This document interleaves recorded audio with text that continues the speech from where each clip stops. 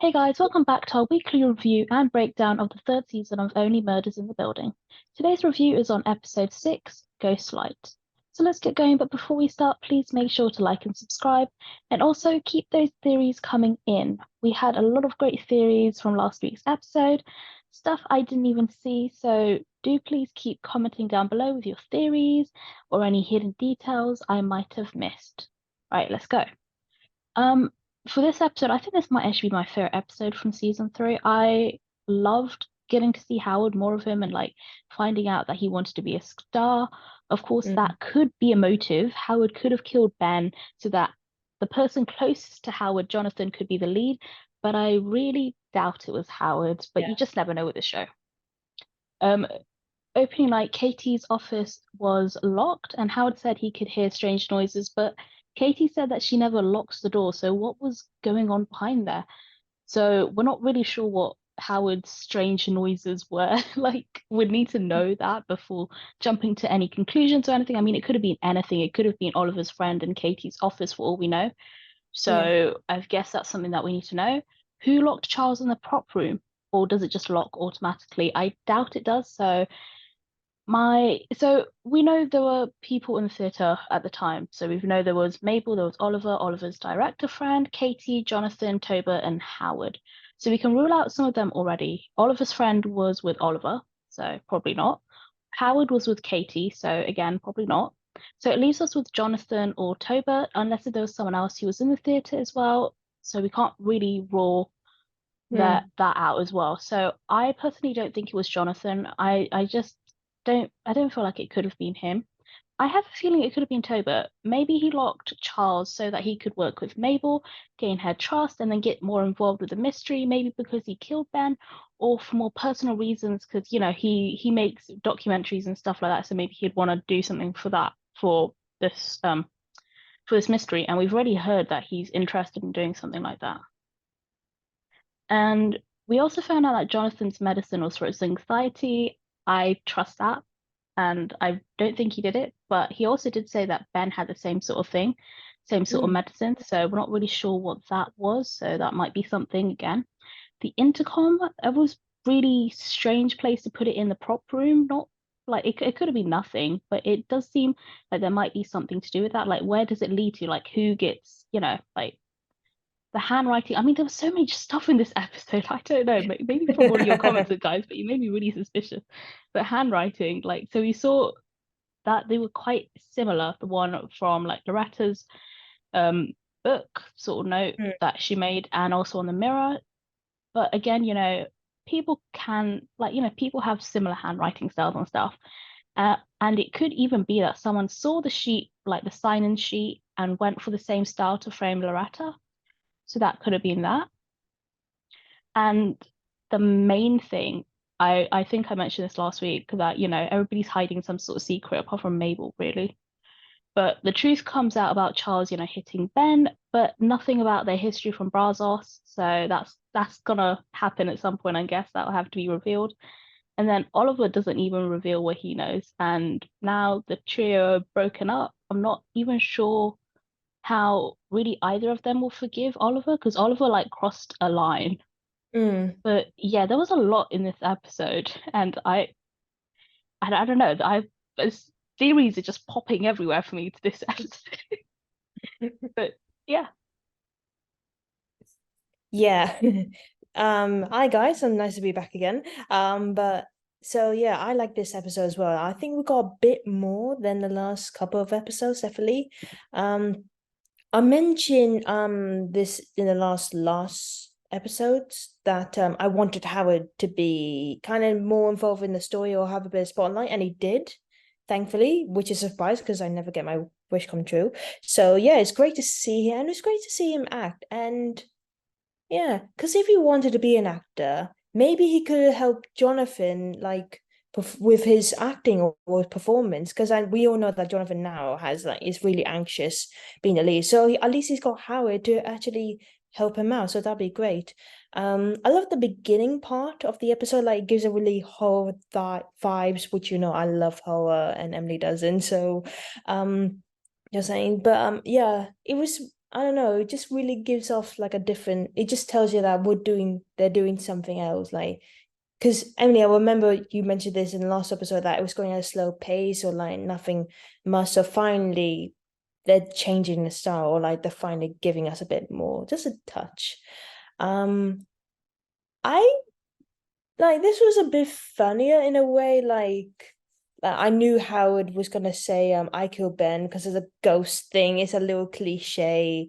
And to be honest, during that whole episode, I felt so bad for the fish because he's being dragged along to this unknown places and he's been stuck and flushed down the toilet. I mean, honestly, I was not expecting animal cruelty in this show. But yeah, the conflict part near the end, actually felt bad for all of them. Like, but I do kind of understand from their motives. Like, Charles kept the secret about punching Ben because he was defending Oliver's girlfriend, which makes sense. I understand that. And Oliver's wiping off the effing pig to protect Loretta, and he was going a bit too far by like just being rude to everyone, but he was technically right about Mabel because I do think if she wants to keep her apartment, she does need to get a permanent job to earn enough money to do that. But I do feel bad for Mabel because she is gonna end up alone or working alone because the guys are not gonna be there forever. So I feel really bad for her, and I don't know why they're being so mean to Tobert because he seems like a nice guy and he does make Mabel happy. I mean, she's been happy. I mean, she's probably more happy than she was with Alice, so at least that's great.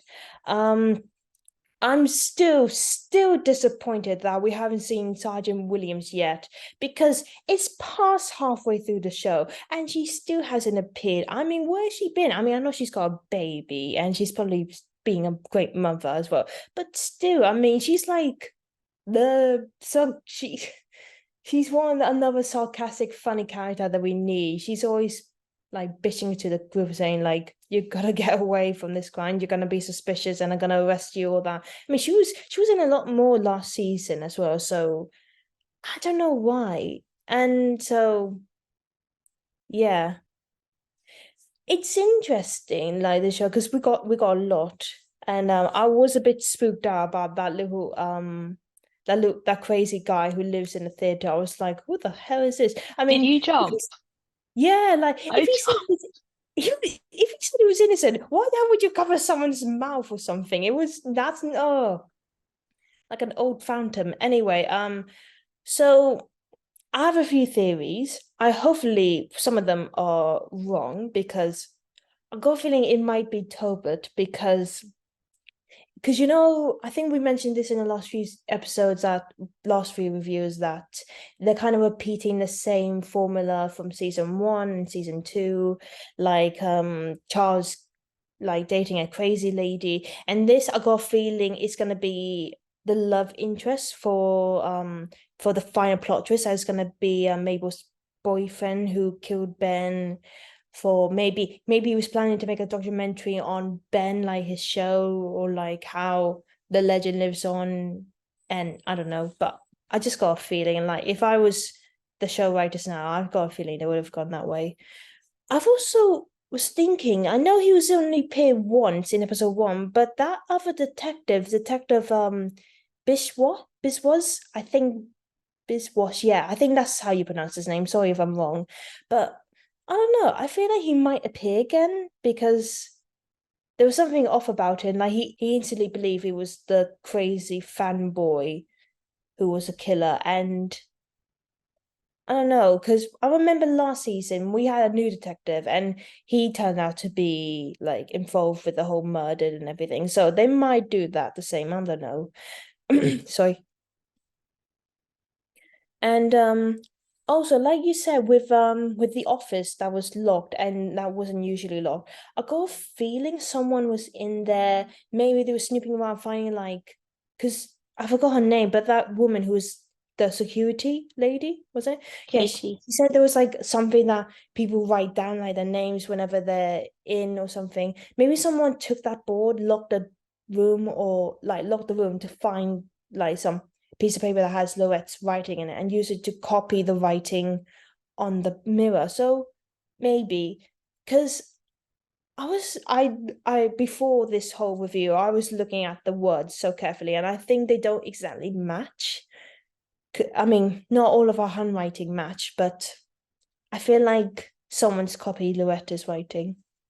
But yeah, and your other theories from the last review, like guys in the comments, that was great theories we were like so many, and I actually think you could be right. If you are, congratulations, you'd be a great detective. But yeah, I mean, not much theories from me. And there's well, I mean, a few theories, but like nothing much. I'm just still waiting for more. Can't believe we've got like four wait, 4 more episodes Yeah, left. 7, 8, 9, 10. Yeah. Oh God, can't believe it's gonna end so soon. But yeah, I wonder what they're gonna do for the next, because there's still a lot they still got a lot to go through. Like I'm still waiting for Mabel in a wedding dress. I'm still waiting for It's true. yeah, so there's gotta be something. Shall I tell you about next week's episode? Yeah, yes, please. I I have mean, a feeling maybe we'll see Mabel then. So next week's episode 7, is called Cobra. I'm pretty sure from memory that was Ben's like past show, the one that Mabel liked as well. So the description is: Charles finds an unexpected source for a major clue. A Broadway icon comes knocking at Oliver's door, and Mabel forms an alternate trio to pursue a lead that sheds light on Ben's bro and co-bro history. So from that, I'm more focused on Mabel for that one. So I think we know the trio is going to be Cinder and it's going to be Tobert. yeah. And Ben's brother, we're going to learn more about him and also something about his history with the show. So Hmm. seems like we'll find out a bit. Yeah.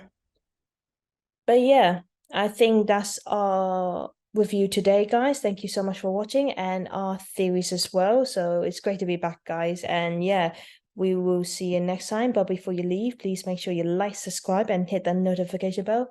Leave a comment down below on your thoughts and theories as well, guys. We love them. They're so great to read. And yeah, thank you so much. It'd be great. You can check out our social media. We got Instagram, Twitter. If you follow us, we will follow you back.